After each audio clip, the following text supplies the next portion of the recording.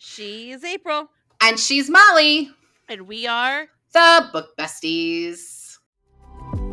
I feel like I'm shaped like Dr. Eggman from Sonic. Bell bottoms are coming back. I'm super stoked about that. That's how you got into my bedroom. You walked through beaded curtains. That's fun. I love D&D. That magical moment of a first kiss. There was a lot said about Molly Johnson back in the day. Marriage. It's not for everyone. Teenage hormones, which are rough. I think you're right. You've changed my mind. Hey, lady, look at you looking all cute today. I got that red lips going on. Mwah. Great. I feel like we look opposite today because you're like all dark and I'm all like light. Which is hilarious because I am the opposite of emo. Like, this is my spirit color, right? Like, this is a Molly vibe. And the truth be told, I was too old to really be emo, but I'm still an emo kid. Like, You're emo in your soul? Yes, my soul is purple and shades of gray. And mine is neon green. So Facts. I got in a big argument with Matt a couple days ago. What did you guys get in an argument about? So we're remodeling the front room. We're enclosing it so it's a homeschool room for the girls. Yeah, that makes sense. I'm trying to explain to him why we need pocket doors in there. And he's trying to tell me that it would just be easier to do a barn door, which that's not our aesthetic, right? And I'm like trying to explain. But he's not wrong. A pocket doors, speaking from someone whose father owned a door and trim business, pocket doors are not easy to put in. But we're hiring someone to do it. I'm not asking him to do the work. They're going to charge you more. It's going to be more expensive. It's just ugly. I don't like it. I don't like it. So I talked him into it. And well, that's a different problem. So he's looking through the prices of these pocket doors. Mm-hmm. And he's like, I found pocket doors. They're really inexpensive. They're like $50 a door. And I was like, they're paper thin.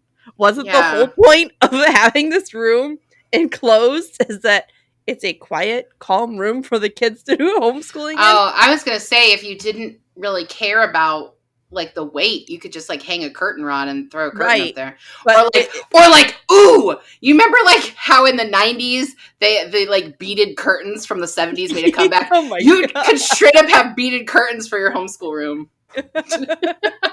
That's how you got into my bedroom. You walked through beaded curtains. Oh, the 90s. No. Oh, the 90s. And now the things from the 90s are making a comeback. And I'm like, well, we stole some of our stuff from the 70s. So here we are. Bell bottoms are coming back. I'm super stoked about that. I just want kids to shut up about my side part and my skinny jeans because it took me a lot to work up to even wearing skinny jeans. I'm a big girl. Just leave my skinny jeans alone. And I'm going to rock a side part until I die because I am. It's just going to happen. I don't think I ever wore skinny jeans. I think I bought one pair and I was like, I don't like these. And I stopped. Well, and I've always parted my hair cockeyed, so. Well, I have a weird body shape where I have really a big belly, but I have no ass. And then I have long legs and they're not I don't have big legs. I feel like I'm shaped like Dr. Eggman from Sonic, which is. You are describing my body. So skinny jeans work for me because they they actually make me look like I have some shape or I don't really have shape. I don't know. Whatever. Yeah. I mean, husbands, right? Husbands. I don't know. Yours is our editor, so I can't really complain too much about yours. Well, he did tell me today that if he weren't editing our podcast, that because he has so much stuff on his plate, he would have unfollowed us, which was tragic. Rude. Yeah. Rude. You're our editor. We give you a shout out every week. And I'm your wife. You should support these random weird things I want to do with my friends. Rude. I support his D&D game that he plays virtually with all his friends every Monday night. That's fun. I love D&D. I do not. You don't get it? I played it one time with Tom. One time I spent the entire day developing my character. Okay, I was like really into it. I was like, I was gonna have this very clear story, and I can't remember like what my like race was, but I was basically like a combo of two things, and like I really cared about nature was like a big part of it, and like the scenario that Tom created for our game was that there was like some creature tied up in an arena, and what do you do? And I'm like, I freed him. Well, the creature killed me. I was like, that was my very first move, and I was like, okay, never playing this again. Never playing again. I'm all done. The storyteller in me loves D&D because you get to shape the path of the game, right? Yeah, and you might like this new game we just got for the kids, and we've played it once so far. It's called Say No to Evil or No Evil or something like that. I'll put a link below. Because it's basically D&D, but 5-year-olds can play it. It's really easy, and Sam could play it, and that was fun because I was playing with the kids, and Tom was loving it because he was like D&Ding with us, dungeon mastering. Yeah, when I'm like, no, fuck that, I'm not playing that game ever again. Well, anyway, husbands. Marriage. I'm frequently. Marriage is hard. I don't care if you're married to a man or a woman. Yeah. Marriage is hard. I frequently quote Monica when she is like listening to Chandler spout off all these different like advertisement proposals, and she's like, marriage, it's not for everyone. I know. Been there. All right, so this week, episode 13, we are talking about 13 Reasons Why by Jay Asher. Which, BT Dub, besties, we totally didn't plan that. That just lined up magically. Well, I mean, you know, the banned books gods aligned and it worked out. So for those of you who have been following this, you know what we're doing right now. It is the month of September, and this is our last week in September. And we have been covering banned books all month. So we've covered 5. This will make number 5. So we started with To Kill a Mockingbird, and then we did Looking for Alaska, and then Drama, and then last week we had All American Boys, and this week we're doing 13 Which was a good Reasons episode. Why. I enjoyed that episode. I thought so too. I honestly, like, this month has definitely not been our normal chipperest and fun. Yeah, it's not been like witty banter that we get, and like not really us getting into a lot of, you know, book fights. Like, this is us getting like next week will be great then for that, because we're gonna do Frankenstein next week. Yeah. I'm currently reading it. I'm not finished yet, but I am reading it. So we've been doing banned books and talking about the process of banning books, and librarians who are fighting against banning books like me, parents who are fighting against it like Molly, writers who are fighting against it like Molly, but also like John Green, whose book who's a little bit more relevant to this conversation. Whose book Looking for Alaska, people were labeling it pornography, and child pornography is one article I read. Right. The last episode, the episode that had Looking for Alaska, which was episode 2 of this month. So I guess that was episode 9, 10, something like that. Right. Episode 10. I put a link to the videos where he talks about what it felt like being having a banned book and all that. So now we're going to read 13 Reasons Why. We're going to talk about 13 Reasons Why by Jay Asher. We should have a trigger warning. This book talks a lot about suicide. Right. And death, and mostly just suicide. There is sexual assault and suicide in this book. So if that's triggering for you, maybe skip this episode. Right. Because we are going to have a big conversation about this. Right. The premise of the book surrounds a girl who has killed herself. And if that is triggering for you, please feel free to skip this episode. Like Molly said, there's sexual assault that occurs in here as well.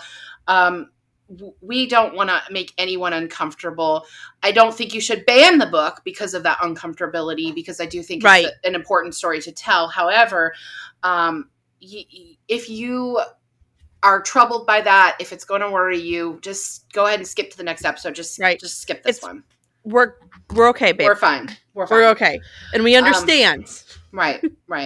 So I'm going to give a little recap of this book. So this was actually my 3rd time reading it. I enjoyed it less this time than I did the other 2 times. My 2nd read, same. Yeah, I I don't know what happened between those We're times. more grown up. Exactly. That's what happened when we're more grown up. I read this book for the first time while I was teaching high school English in Tampa, Florida. We had a hurricane day, and this book was on the teens reads list. So Florida has the Florida Library Association has a yearly teen reads list where the kids actually vote on the books. And this was one of them on the book list. And we had a...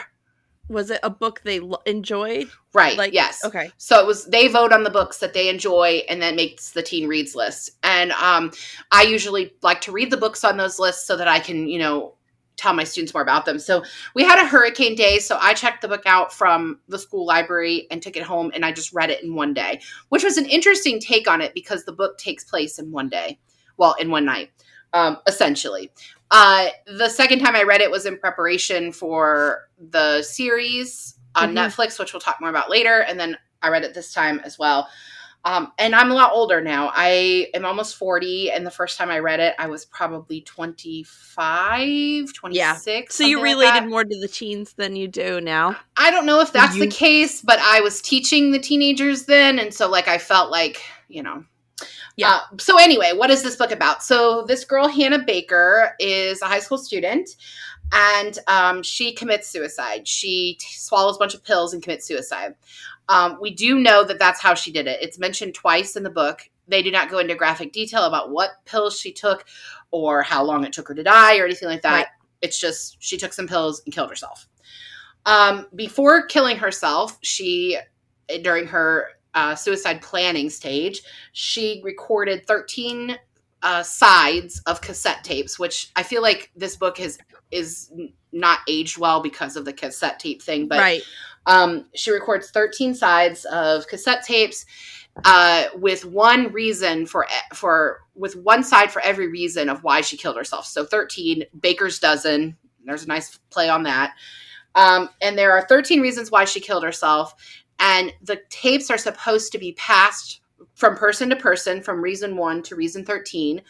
And if they do not pass the tapes, anonymously pass the tapes, there is a second set of tapes that will be released publicly. And there's a lot of things on these tapes that these people are not going to want this to get out. No, for real. So they've done it so far. Clay Jensen is the main character for all intents and purposes. He is the person that receives these tapes at the start of the book. And then the book is one whole evening from him arriving home from school until the next morning of school, of him listening to why Hannah Baker did this. The significance of Clay is that Clay had a major crush liking to Hannah. He really liked her. He never asked her out. He was very intimidated by her. But he is on these tapes as one of the reasons why she killed herself. So that's basically the story. We'll go into the reasons while we're discussing it. But this book is banned for many reasons, language being one of them, sexual assault. But the main reason that it is banned is because it depicts suicide. And of course, that is a trigger for many people. And I understand the want to be sensitive to that. And I think a lot of people think that gives your kids ideas if they read about suicide. I don't know. It's definitely a trigger. If they already have suicidal thoughts, this book might trigger those. But I feel like if your child is having suicidal thoughts, you as a parent should be, no, you can't always know. You can never always know. We don't know everything about everyone in our lives. Right. But I feel like if this kicked that off for your kid, they were already on the edge. Well, the interesting thing about this story, and I'm going to compare it because we both watched the show Glee. I'm going to compare it to, there's an episode where Karofsky, who's kind of a bad dude in Glee, attempts suicide. And his suicide attempt happens because people find out that he's gay, and it spreads really quickly. And basically it's just one wildfire, day. Yeah. In one day, everyone knows he's gay and he can't handle it. So he tries to kill himself. Whereas Hannah, and of course his parents didn't know that was going on because it escalated so quickly. Whereas Hannah, there's mention on her tape, she mentions that her parents were not really able to pay attention to her. They weren't really watching what was going on with her because these events that happen to her, they start her freshman year. So Yeah. I just want to advocate for parents that are listening to this, be involved in your kids' lives. I know that we have our own lives, and like it's not always easy to know all the ins and outs of your kid's day, but check Right. in with them. Like I, as their teacher, should not know more about what's going on with them than you as their parent. Which sadly happens a lot. It does. It does. And it shouldn't. Just parent your kids. I'm not saying you have to be a stay-at-home parent. I'm not a stay-at-home parent.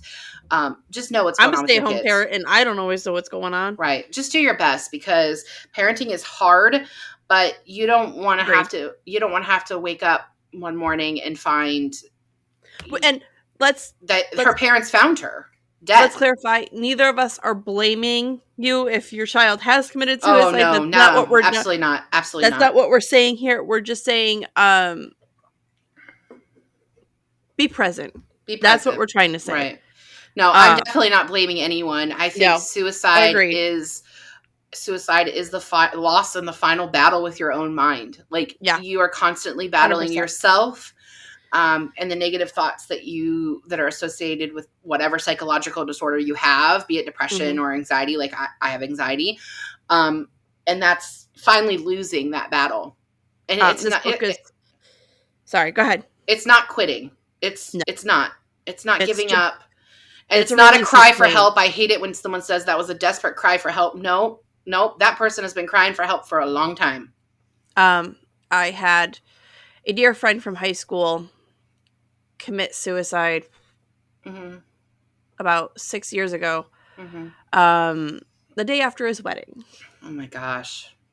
Now, those of us that grew up with him knew he was a depressed kid. He grew up, I'm not going to put his family on blast. He grew up in a very different religious upbringing than most of us in town. And he didn't feel seen in his family. Then he joined the military and ended up having PTSD from his time in the service, and then didn't get treatment for that. And life was hard for him. Yeah. And his poor wife. That's it was traumatizing.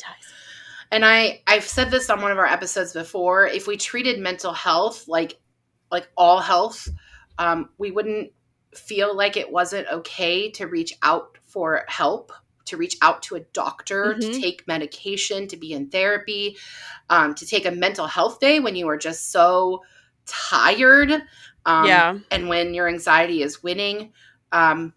So anyway, that is all to say, these are things that are encountered in the story. So we're going to go ahead and talk about it now. It's going to be a rough episode, gang. It's going to be a rough episode. Like, I feel like I just picked books that were, like, all around, like, downers, and I did not mean that. That's the reason they're banned, right?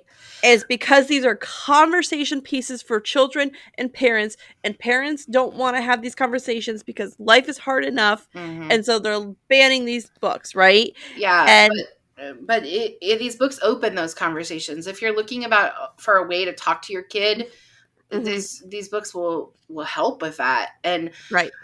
I don't know. Okay, so also I don't either. Also, I haven't crossed that bridge yet.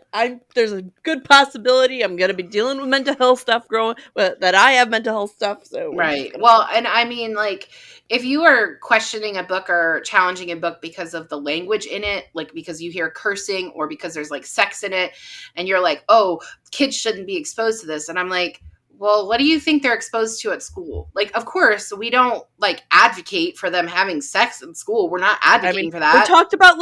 We talked during episode 11. My first grader was exposed to somebody explaining sexuality to them. Right. Kids are talking, I mean, not even well, but kids are using the words. Like, I mean, James was in preschool and came home and asked me what it meant to have white on his face because a kid in his class who was an African-American boy told him that he couldn't play with James because James had white on his face. And so, I mean, not a fun conversation to have. I do not envy that conversation with anybody. And I know that more often than not, that conversation is people of color explaining how to their kids, like, how they need to advocate for themselves. Yeah. But it was really weird because I was like trying to explain to my 4-year-old why it was fine that he was white and he could play with whoever he wants. Like, if that kid doesn't want to play with you, that's really his problem and not your problem. So, right. And I mean, my kid is also special needs. So I get that side of it too. Like, what is it? Why am I different? Yeah. So, right. All right. So sorry, we are now 20 minutes into the episode, Molly, and have not fucking asked any questions. Okay. Story of our lives. Gosh. We're done with the synopsis, though. Yeah. Yeah. Man. All right. So my first question for you is this.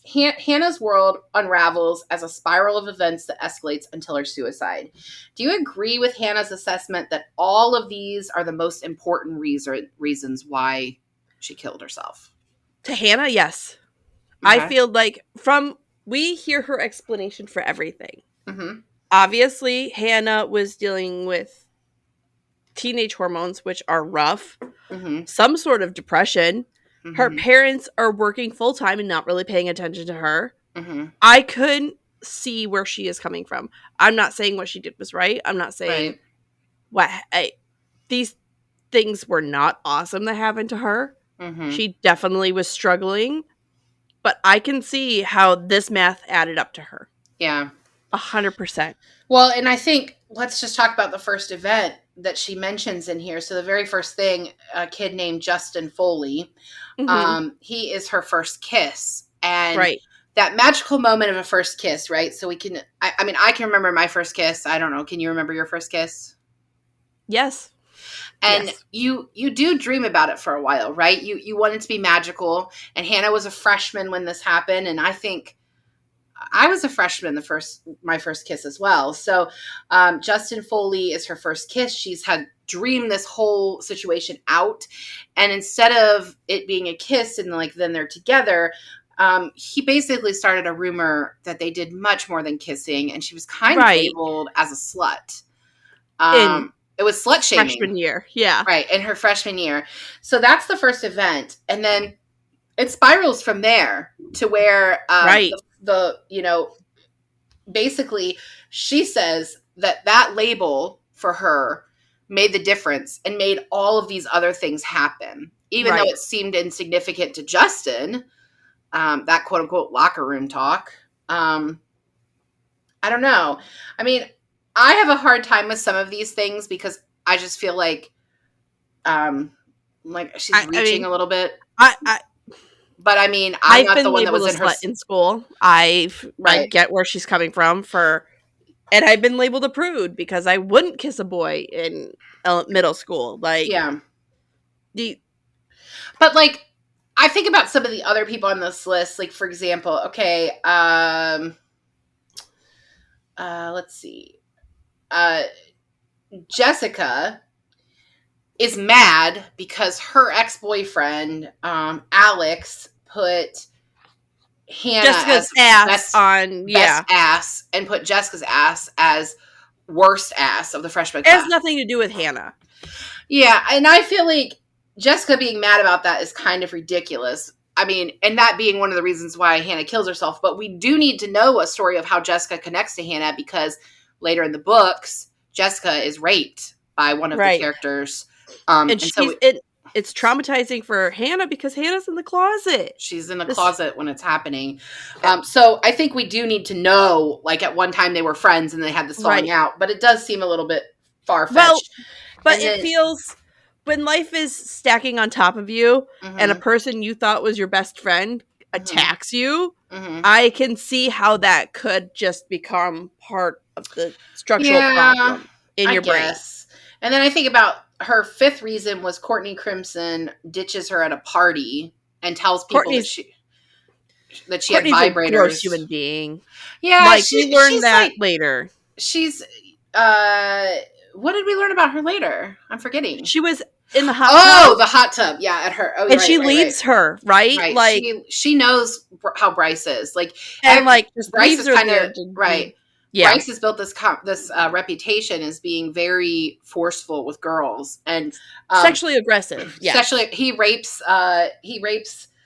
Jessica, and Courtney is in the hot tub with him. And when Hannah comes, she just kind of leaves. So because she doesn't want to be the victim.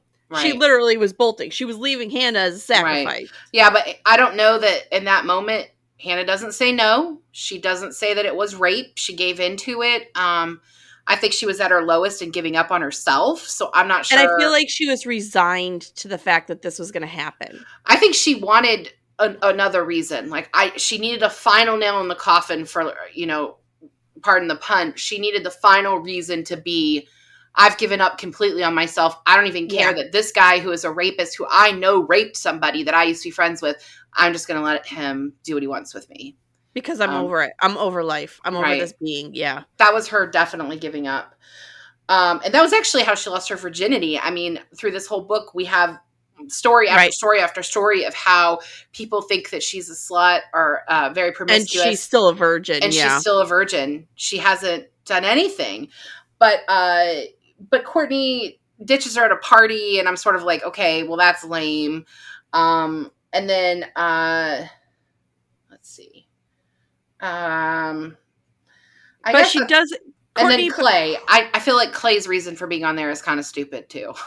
But in some ways, I think, do you really want to read this story from the point of view of somebody who did one of the bad Was things? nasty. No, I Right. think Not Clay's really. on there because Clay was a what if, Mm-hmm. right? He was this possibility of something normal and real, and she was already spiraling. Right. So I don't think he's to blame. I think she wanted to explain and rationalize Right. why things went the way they did with him. Well, and she says that he's included there because she wants to apologize to him. Right. But I think what Clay struggles with this whole entire book is Hannah keeps saying things like, no one would help me, no one was there, no one would listen. And Clay's like, I was I right would've. there. Like, I was right there. We You were knew I making out liked at a you. party. Like, Yeah. but I mean, Clay also admits that the reason he didn't ask Hannah out, even though he had this huge crush on her, I mean, he went and worked at the same place as her because he had a crush on her. The Right. reason he didn't ask her out is because he believed the rumors. And he Right. thought she was promiscuous and probably like way out of his league because of that, because he was like, Mhm. he's going to be valedictorian of their class. Like, he's Right. the good boy. I don't know. I mean, I can see how all these are connected. Some of them I'm just kind of like, really? But to get in the mind of a teenager, this feels like a lot. Yeah. This all is very overwhelming. Oh, yeah. Especially with the teenage hormones and Mm-hmm. the mild depression that comes with having Right. the lady hormones just raging through your body. Yeah. Right. And we talked about in the My Sister's Keeper episode, like, their brain is so underdeveloped when they're teenagers that, like, you basically, even if you aren't dealing with a mental health crisis or diagnosis, you still are a bit crazy because your brain is not developed all the way. Right. Yeah. You feel crazy. I feel Right. insane, man. So was there like a reason on her list that you felt was more or less relevant than the other ones? Like, was there one that you were like really like, oh, that was it for me? I think her watching Jessica get raped was really bad. Mm-hmm. Yeah. One, not knowing what to do in that situation as a kid. Yeah. That has to be overwhelming. Two, you're watching somebody you care about be sexually assaulted. Right. You know, and she was inebriated, right? She was basically unconscious. Yeah. On the bed. Mm-hmm. And Hannah herself was drunk, right? That's why she was in the closet. I have thoughts on that, but keep going. I'll come back. I feel like that was the most that was a trigger point, I feel like, for this whole thing. Right. And there is some form of PTSD in there for her. Right. And instead, like, she did eventually reach out to Mr. Porter, right? She talked to the teacher. And if she would have told Mr. Porter everything that happened instead of being vague and what she was struggling with, or went to one of her parents and told them what she witnessed instead of being afraid of saying, yes, I was drunk at this party. Right. And I think things could have turned around for her. But in her mind, in that setting, in that situation, she felt that she had lost control. Right. And Yeah.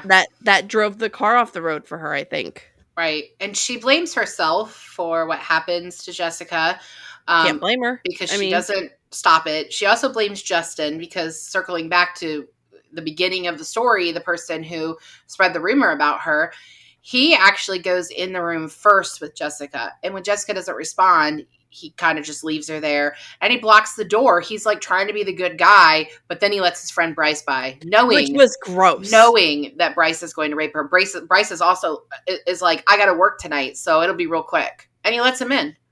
And so, awful. I mean, obviously, Bryce is the one to blame for raping Jessica, but everybody plays a part in that situation. But Justin and Hannah could have stopped it. They really could have. Yeah. And like, I want to talk about that. You saying that she was really drunk. So I don't think she really was that drunk. Maybe she was like drank really fast, and so like she felt like she was getting drunker over time. You know, like if you drink really fast, the drunkenness catches up to you. Yeah. But she mentions that she only has like one full cup of beer, and she doesn't even drink all of it before her and Clay start making out. And then right after they make out is when Jessica is raped. So I don't think she was that drunk. Do you think it was just anxiety and panic?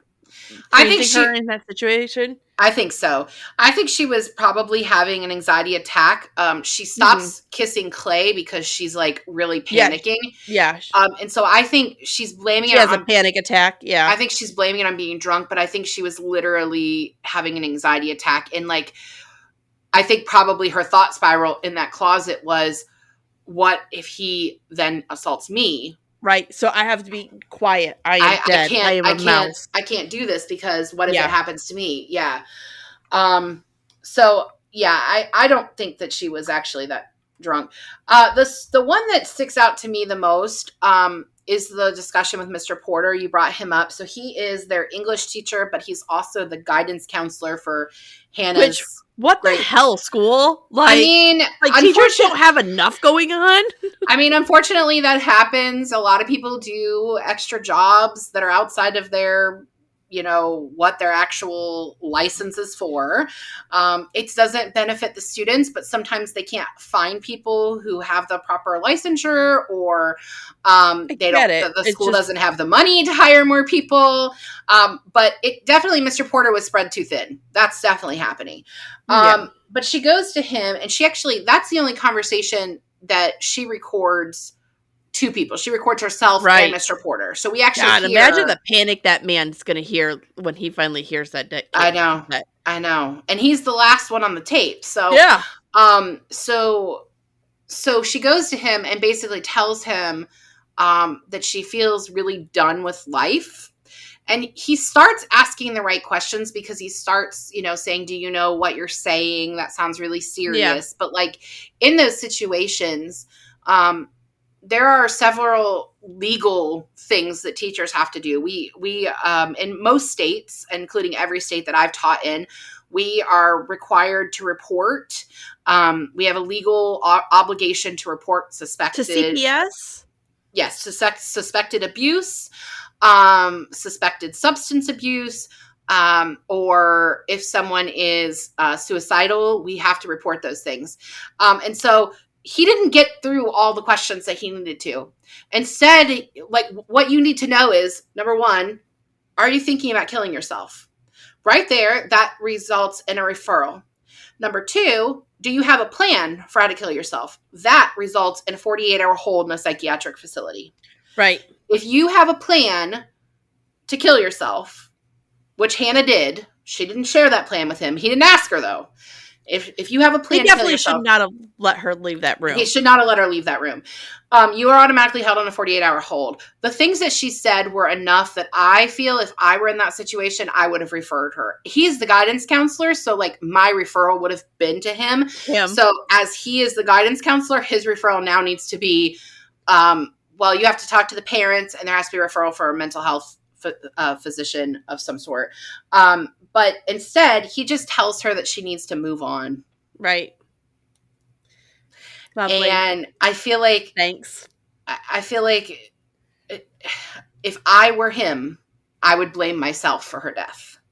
And from what I'm remembering, doesn't he like He disappears for like a week after she he dies. disappears like he disappears. Mm-hmm. Now, when everybody talks about that, when I first read this book, I Mm-hmm. assumed he had assaulted her because that is how Yeah. teachers are written in books like this. Ugh. Which, Yes.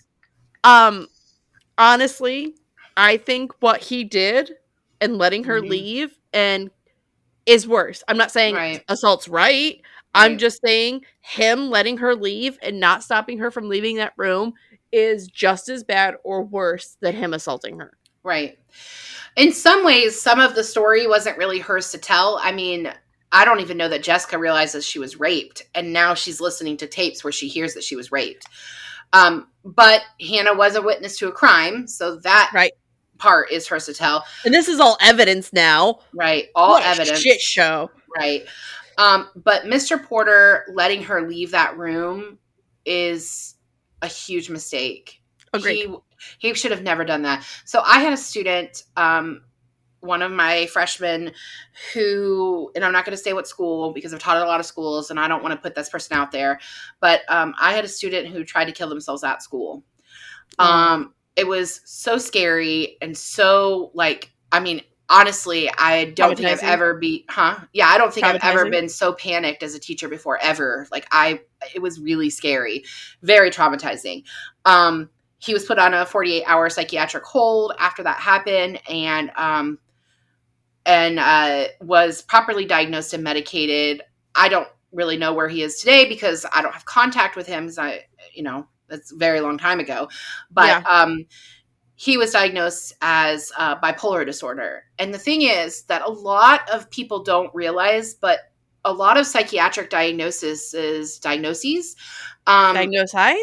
something like that, they manifest themselves between the ages of 15 and 25. Mm-hmm. So it's right in that point where our hormones and our brains are developing together. And like 25 is when your brain is fully developed. And that is when a lot of that happens. So being that Mr. Porter is a teacher of teenagers, he should know these things. He should know the signs. He should have known better than to let her leave that room. So that one sticks out the most for me because I am an educator and because I've been in that position before. I didn't see any signs of this kid beforehand. He literally but bipolar is like a light switch. Yeah, it can be. It can be, absolutely. All right, so Marcus, one of the characters, Marcus, he suggests that Hannah was always going to kill herself, and she was just needing reasons. What do you think about that? I think Marcus is victim blaming. Fair enough. I don't disagree with him either, though. I think Hannah probably did have some anxiety and depression. Uh-huh. I think she just used these events in her life to rationalize what she did. Right. And I don't think what Hannah did was right, bringing these people down, but I also feel like she was telling the last of her truth. Yeah. In these tapes. Yeah. And I mean, there's some of these, like Jessica's rape. That was not her story to tell. Right. That was not her story to tell. And not only did she tell Jessica, she told everybody else on this list. At least 14 other people, because the 13 people on the list, and then the one other person we'll talk about shortly. Right. And I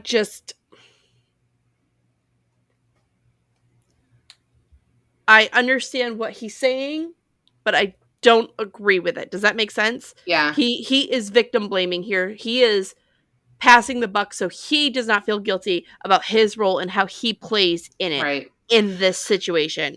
I find it interesting that the people even pass these on. Like Marcus, for example, what he did to Hannah was he was matched up with her on some sort of like Valentine's match. And I remember those things from when I was in school. You take the quiz and then you get matched with other people of the opposite sex. We didn't do that. Oh, we No. did. And let me tell you, the people who were on my list were always on point. They were always people that were like in my friend group and like nerds like me. And like, they were always on point.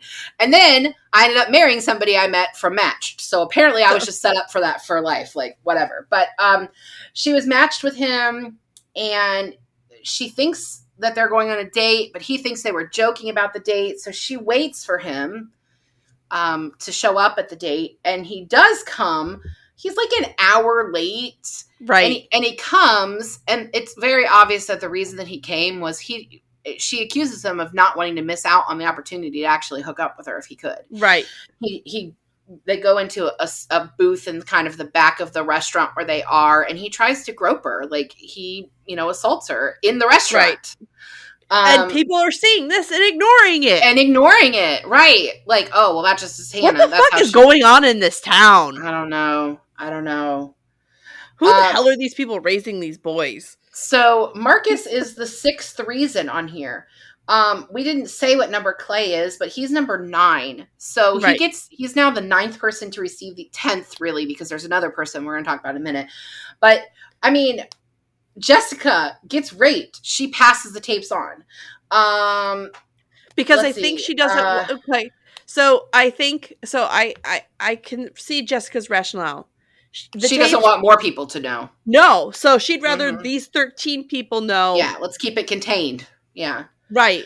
We've got Tyler Down, who is basically a peeping Tom who takes pictures. Who's gross. Hannah catches him masturbating outside of her window while he's taking pictures of her and Courtney.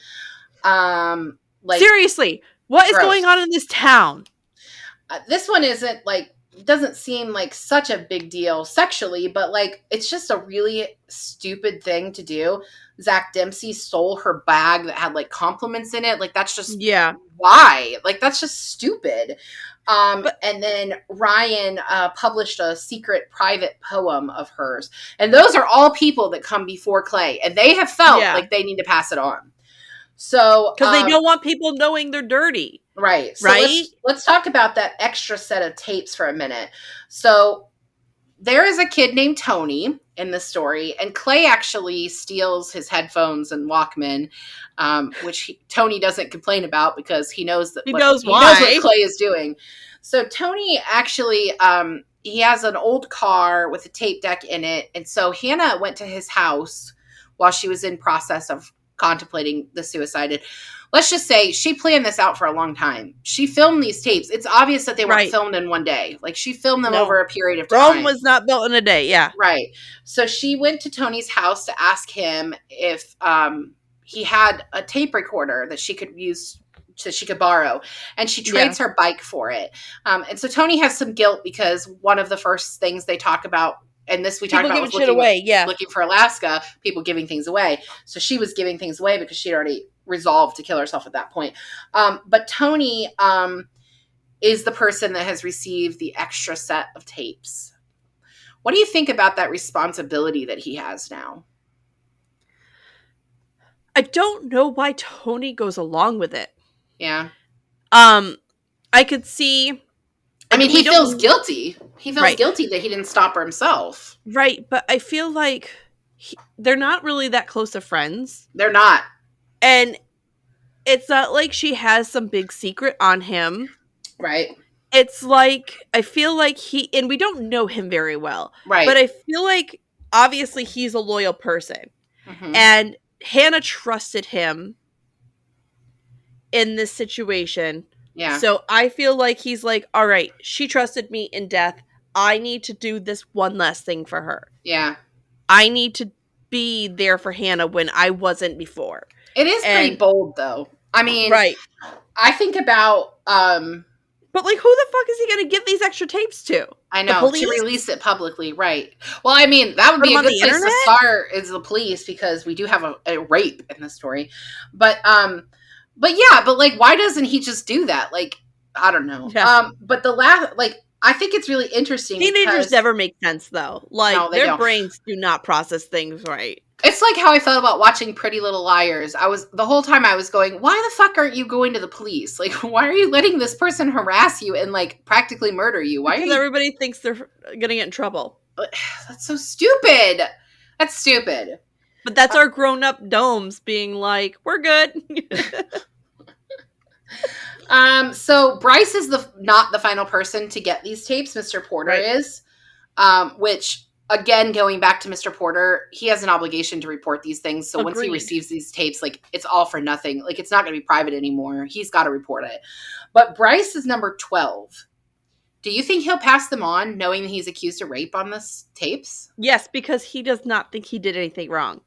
Bryce Oh, good point. thinks he is invincible. When he walked into that room with Jessica, he Mm-hmm. goes, he doesn't even feel he needs to rationalize what he's doing. Yeah. He literally tells, who is it Justin. He's like, I'll be 5 minutes. Like, Yeah. it's not a big Let me read it deal. quick. Like, I got to go to work anyway. Yeah. it's not a big deal. Like, Mm-hmm. he thinks he's invincible. Mm-hmm. And he's probably gotten away with shit his whole life. Yeah. And so Bryce will pass these on because he thinks he will always, and honestly, he's going to be like, he hears Mr. Porter's story and he's going to leave him for Porter, and he's probably ballsy enough to hand them to him himself. Yeah. You know what I mean? And just be like, here. You go down with the ship, I go down with the ship sort of situation. Right. I think that's just his personality. And I think you're right. I actually, you've changed my mind because I was going to say, there's no way this kid would turn these in. All right, like this is, and this is holy something. Crap, besties. I know, because I was actually going to say, there's no way he would do that. Like, that's stupid. But I think you're right. Like, I think he's gotten away with it so much so that, like, other people, one of the other characters, Jenny Kurtz, tells Hannah, not Bryce. Like, he's on her dollar list as well. And she's like, not him. No. Not him. Like, and Clay has seen him be rough with women before too. And so this is something he's done. I feel like he's the kid that was pantsing other kids in middle school and like, haha, look at so-and-so's dick, right? And like never got in trouble for it. And they always brushed it off as boys will be boys. And they're just, I hate that expression. I do too. But I think he's always gotten away with shit. And that is why this isn't a big deal. I think you might be right. He's probably used to the boys will be boys mentality, and he's gotten away with it so far. I also think that he feels sort of like it's blackmail to Mr. Porter. Like, you're going to get fired if you turn these in, so you're not going to turn me in kind of thing. But I actually think that I think Mr. Porter will report this. I think we don't see that. His guilt will overrun. I think he will just be. I think he's still racked with guilt. Even if it meant that he was going to lose his job, I think that would be his chance to finally do right by Hannah. Right, and just be done with this. Yeah. Like, the truth is out there now. Ugh. Right. But I really don't understand why Tony doesn't just, like, turn the tapes in himself. Like, I mean... I think he's a loyal guy, because he didn't get mad at freaking, what is it, Alex, right? Wait, no, not Alex. Clay. He didn't get mad at Clay for stealing the Walkman. Right. He's just like, bro, I know what's going on. I know what you're doing. It's fine. And like when he drove him around, he knew where he was in the tapes, and he drove him around, and he stayed there, and he was with him. I don't think he did that for everybody, because not everybody was Clay. I think he's just a loyal person. Yeah. And he was like, Hannah asked me to do one more thing. Right. And I can't undo what I did with her suicide, but I can do this last thing for her. Right. Before she is hasta luego. Yeah. You know? Yeah, I think you've got it there. So I want to talk a little bit about the Netflix series. Okay. So I've actually only seen the first season. I don't think you've seen it, right? I haven't. I watched the trailer when it first came out, and then I rewatched it after I listened to the audiobook, but I just could tell by the trailer it wasn't going to hold up to the books, and I just couldn't. And I couldn't, in my heart, I couldn't watch it.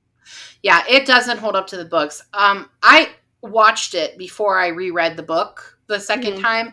I watched the first season. And the fact that it's had more seasons is absolutely ridiculous, because this book is very final. Like, this is the end of Hannah's story, and that's the end.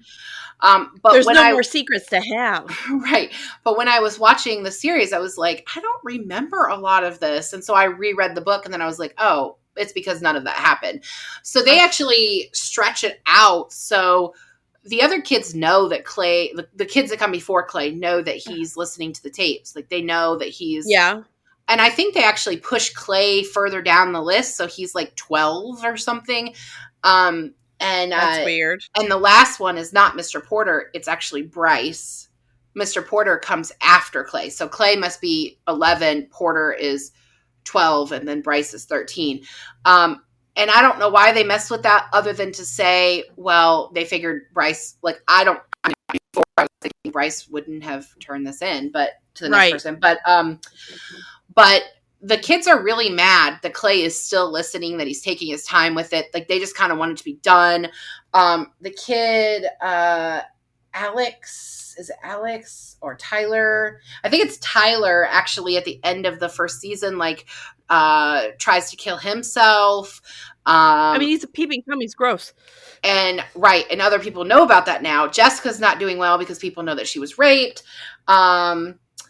Kate Walsh plays Hannah's mom, and there's like a whole lot of stuff with her mom and Clay talking, which never happens in the book. But I love Kate Walsh, like right, love Kate Walsh. And she's coming back to Grace. I cried. I'm so happy about that. That makes I literally cried. I cried. I had a moment, and I'm like, oh my god, I gotta text April.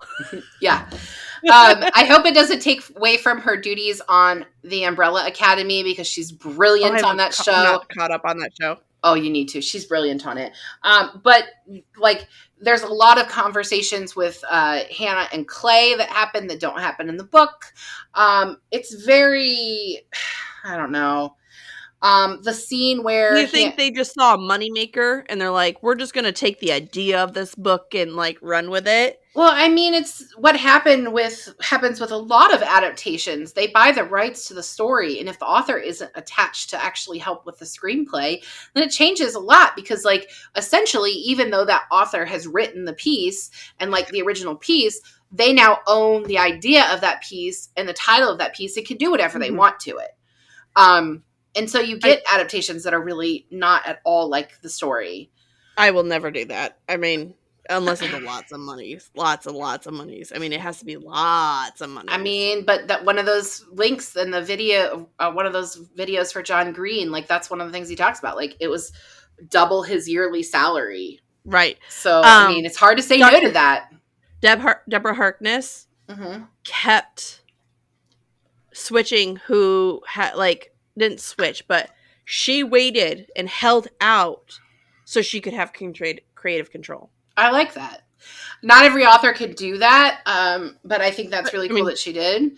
She has enough monies. It's not like it was a monies thing. Yeah. Right? I mean, well, also, works book writing. Like book writing isn't her like career, you know? No. I mean, it's definitely just a pastime. Must be nice. It's a hobby that she's made so much money in. Since we're speaking about authors, hang on one second. Sorry. I just want to say that I was very disappointed in the Netflix series. I don't think it was a good depiction of the books. The characters, I don't think the cast was great. I really struggled with it, and that's why I haven't watched any of the subsequent seasons. I just watched that first one. They changed the ages of the kids.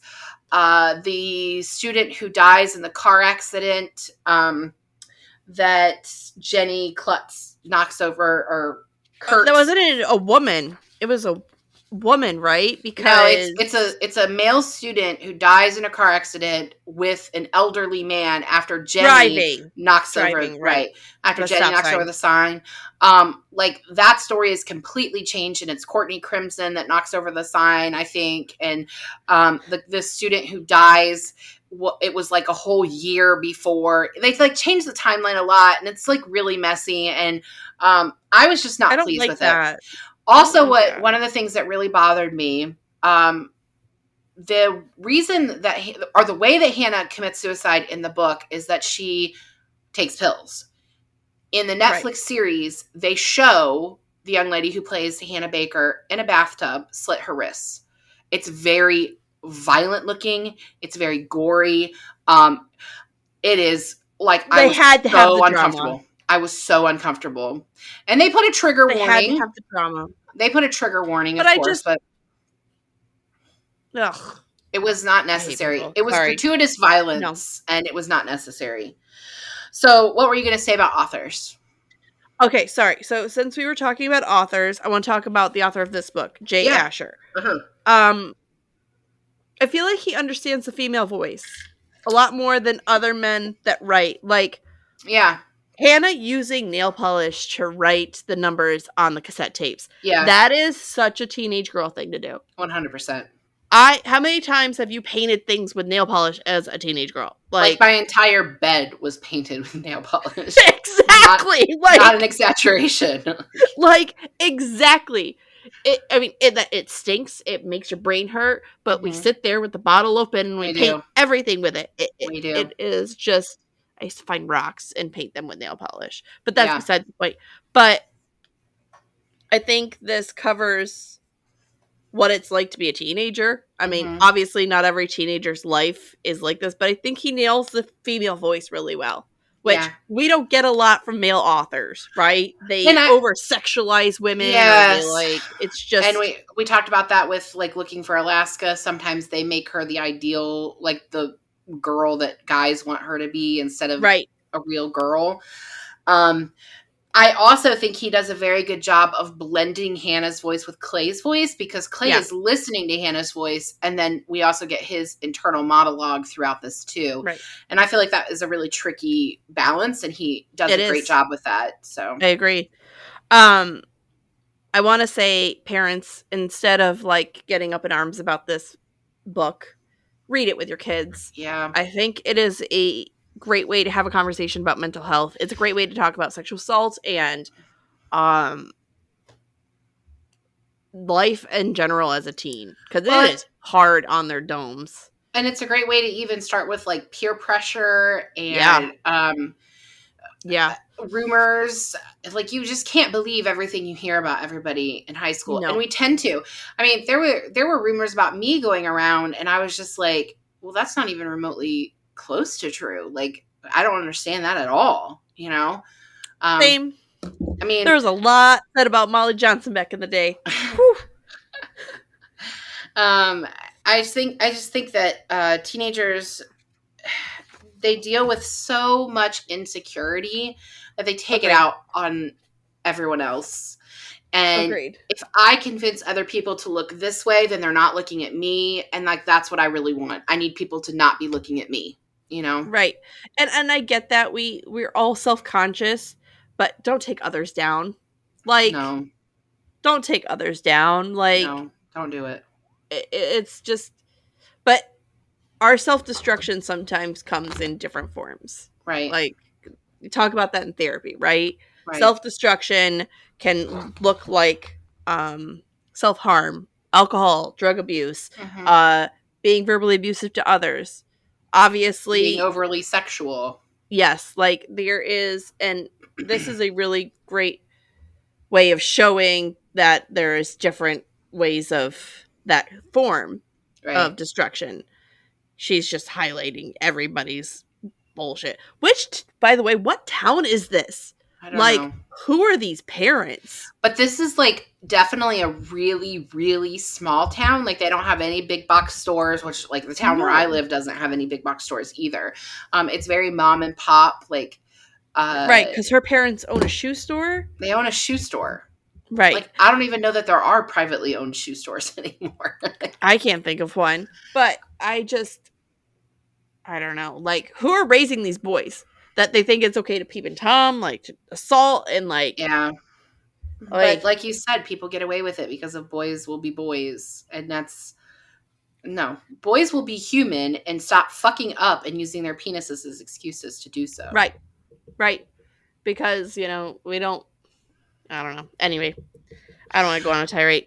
But I'm also not raising the boy folks. I can't speak to it. Well, I am. And I'm not raising them to believe that it's okay to do whatever they want because they're boys. And I've been very clear with my daughters that they are to dress how they feel comfortable, not how other people's comfort level. And you know, if you're uncomfortable with the way my kids are dressing, and that is on you, not Right. them, right? And well, the clothing industry isn't really set up for girls to dress conservatively. If you compare like the shorts of the same size of girls and the same size of boys, the girls' shorts are shorter. right, right. Like I took Piper to the girls section the other day, and they had they were belly shirts. Mm-hmm.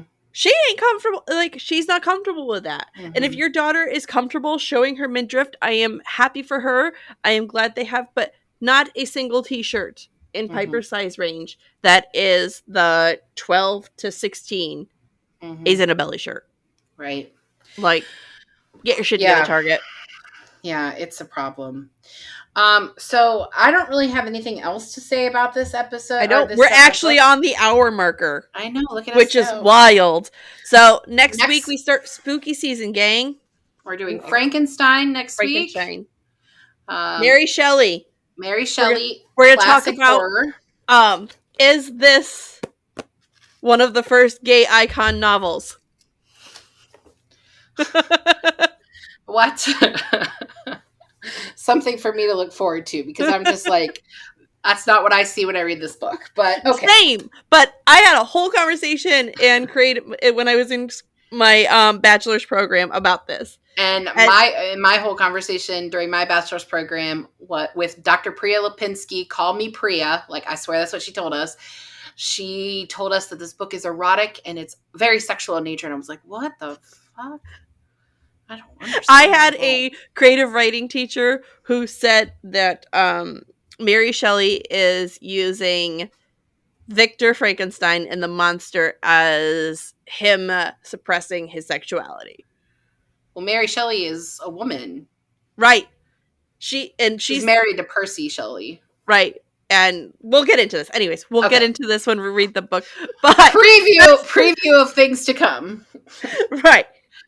All right. So thank you for joining us again. Don't forget, like, subscribe, share, all those things. Molly, I love you. I love you. Hang out with you. Yes. Spooky season, folks. Starts next week. April is not looking forward to it. Bye. Bye, everybody. Thank you for joining us on Book Besties. Don't forget to like and subscribe. The views discussed here are those of Molly and April, not those of anyone else. Today's book was 13 Reasons Why by Jay Asher. Your book besties are Molly Biggs and April Watkins. Editing by Thomas Watkins. And music is Sleep Sweetly by Brigida. Don't forget to follow Book Besties on Facebook, Instagram, Twitter, and YouTube. If you'd like to contact the Book Besties, please email us at bookbestiespod@gmail.com. If you or someone you know is thinking about suicide, please call the National Suicide Prevention Lifeline at 1-800-273-8255.